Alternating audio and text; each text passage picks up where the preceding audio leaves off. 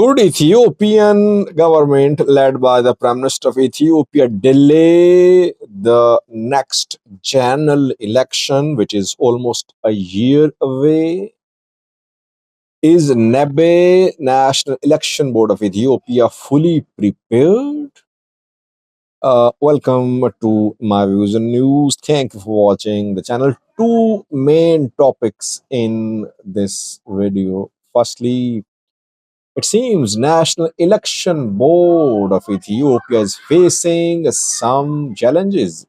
If not handled, the challenges could delay the next general election in Ethiopia. Secondly, Somalia viewers, where voter registration is underway for a historic one person, one vote general election being opposed by majority of the main players in Somalia. Let's have a look at the news story about Somalia first, because we know that at the start of next month, the federal government of Somalia is going to launch national consultation for which the federal government is inviting a regional president. I did a video a few hours ago. I told you about two regional states not attending the national dialogue. Puntland and Jubaland. Jubaland not invited. Puntland refusing the invitation to attend the national consultation, which is basically about the election. Somalia almost a year away from the next election. Federal government introduced some legal reforms over a year ago, paving the way for one person, one vote direct election.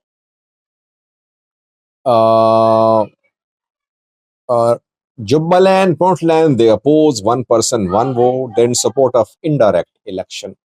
But federal government is pressing ahead with one person, one vote. That is, our voter registration has begun in several parts of Somalia.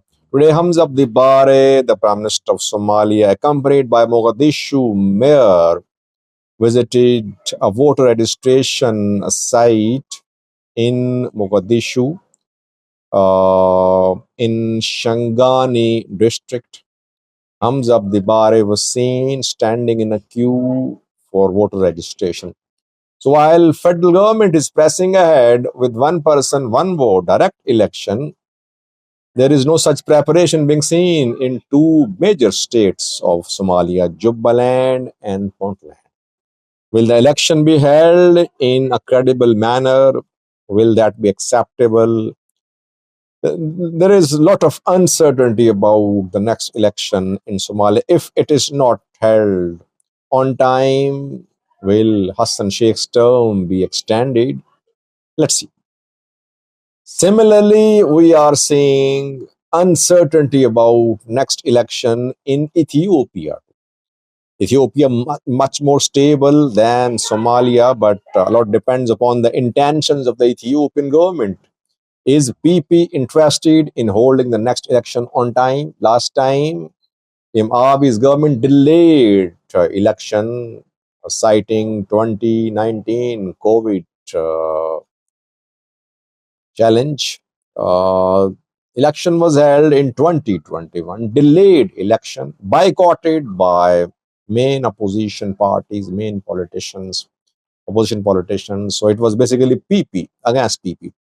Small parties like Izima, Nama, etc. contested, but main parties boycotted. So PM Abi's Prosperity Party won a landslide victory.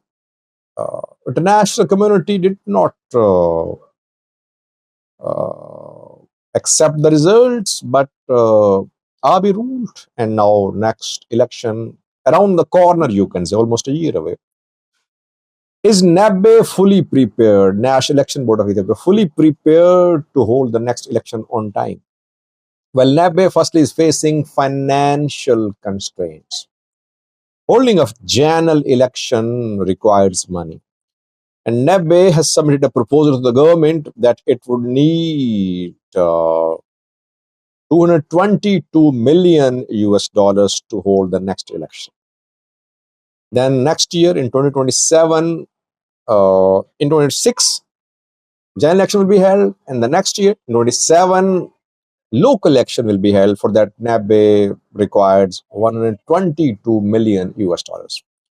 You can say NABE needs around 350 million US dollars to hold elections in Ethiopia in 2026 and 2027.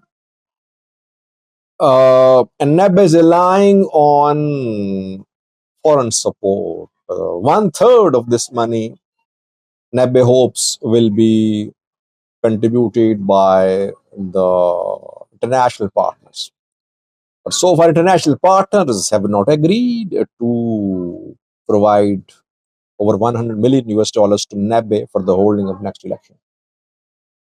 NABE has got commitments of around 10 million US dollars so far, but it needs over 100 million US dollars outside support to hold the next election.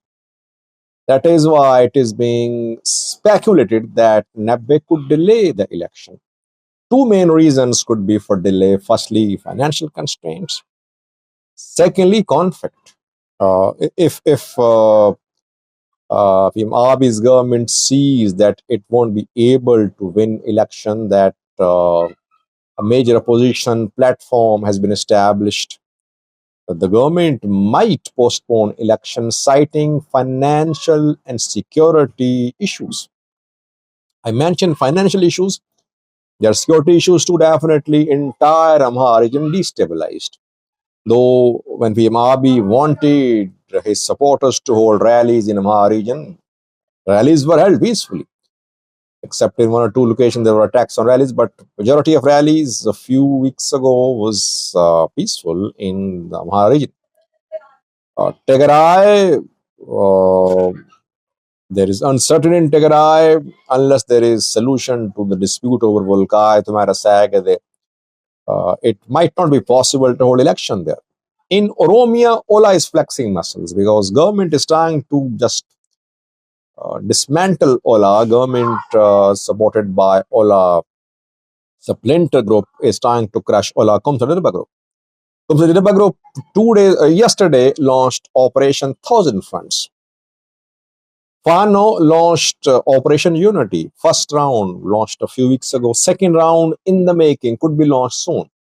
If Fano, Ola simultaneously launch major offensives against security forces in different parts of Oromia and Amhara, it might not be easy to hold the next election.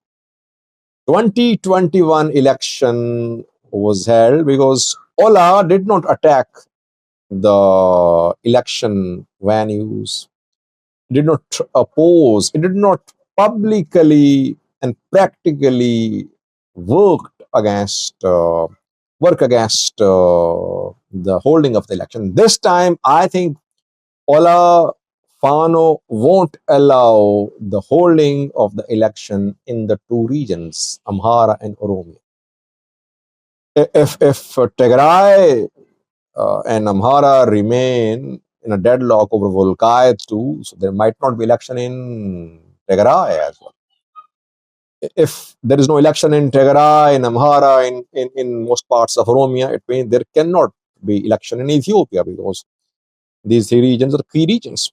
So there are several questions about the next election. Will the election be held or not? A lot depends upon PP's intentions. What does Prosperity Party want? And Ethiopian opposition parties are also not preparing to participate in the election. ONLF a few days ago said that participation in election might not yield any results, keeping in view that political space is being denied to opposition parties. OFC, OLF are in talks with the government. Ola is warning them against holding talks. TPLF is not eligible. Its eligibility is in question. So who will challenge Prosperity Party? Opposition divided. armed groups flexing their muscles. Armed groups could be a player if they manage to expand their operations and force the government to postpone the election. If election is postponed, who will be the beneficiary? Government, obviously. PMR is government will be the beneficiary. People like Jawad demand some reform before the election. So reforms could take years to be completed. Overall, whether election is held on time or election is delayed, government will be the beneficiary of it.